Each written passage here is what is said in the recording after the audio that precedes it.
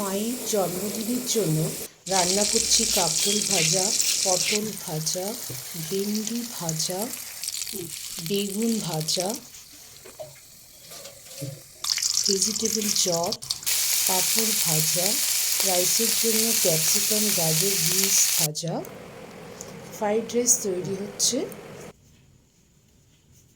Chilli পনির, chilli mushroom আর chilli পনির, তারপর ঝিঙে আলু পোস্ত আর বাসমতি চালের ভাত। ভাত তৈরি হয়ে গেছে, এবার ফ্রাইড রাইস তৈরি করছি।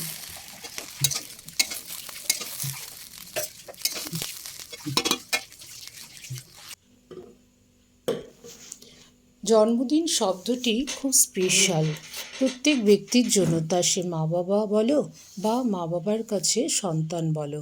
প্রত্যেক মা বাবাই চায় তাদের সন্তানের এই স্পেশাল দিনটিকে আরও স্পেশাল করে তুলতে।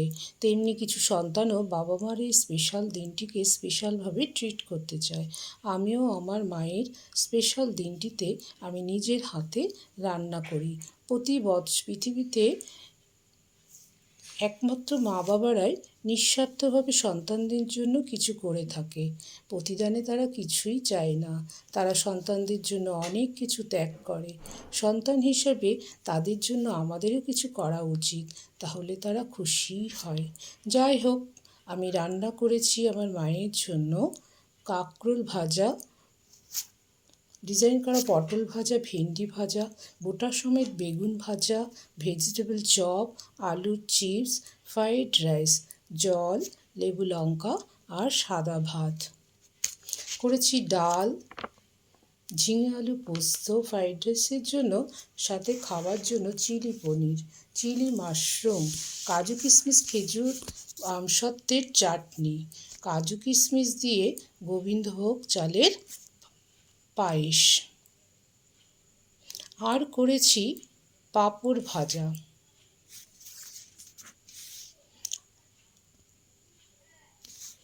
আছে 5 রকমের মিষ্টি, মালাই চমচম, আমসত্ত্ব সন্দেশ, জলভরা সন্দেশ, চকলেট আইসক্রিম, কাজু কিশমিশ ক্ষীর দিয়ে ক্ষীর গাজরের হালুয়া, ক্ষীর মাঝখানেরটা ক্ষীর সাগর, আর রয়েছে আম আর দইয়ের ঘোল।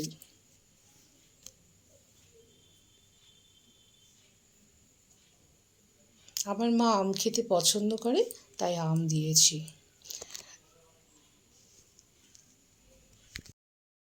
এই শাড়িটা আমার আরেকটা মেয়ে দিয়েছে, সেই চিত্তরঞ্জন থাকে।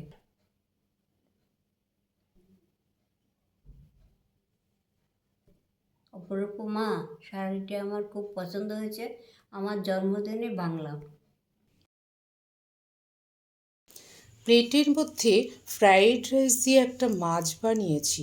মাছটা কেমন হয়েছে কমেন্ট করে জানাবে তো বন্ধুরা। আমার মাকে এত পদ দিয়ে সাজিয়ে গুছিয়ে দিলেও চামচ দিয়ে অল্প নিয়েছে, এতটা কিন্তু খায়নি। আমার মা খুব স্বল্পাহারী, তবুও স্পেশাল দিনটিতে সাজিয়ে গুছিয়ে মায়ের সামনে দিতে আমার খুব ভালো লাগে। আর আমি প্রতি বছর রান্না করে তার সামনে এইভাবে দিই। তোমরাও তোমাদের মা বাবাকে এইভাবে রান্না করে খাওয়াবে। স্পেশাল দিনটিতে তাদেরকে জন্য কেয়ার করার জন্য মনে মনে তারা খুশি হবে। মায়ের এই জন্মদিনের ভিডিওটিতে ভালো লাগলে বেশি বেশি করে লাইক, কমেন্ট, শেয়ার করে দিও। সাবস্ক্রাইব করতে ভুলো না কিন্তু। তোমরাও তোমাদের মা বাবাকে এই স্পেশাল দিনটিতে অল্প কিছু করে হলেও রান্না করে হলেও দিও, তাহলে তারা খুশি হবে। Tata, by.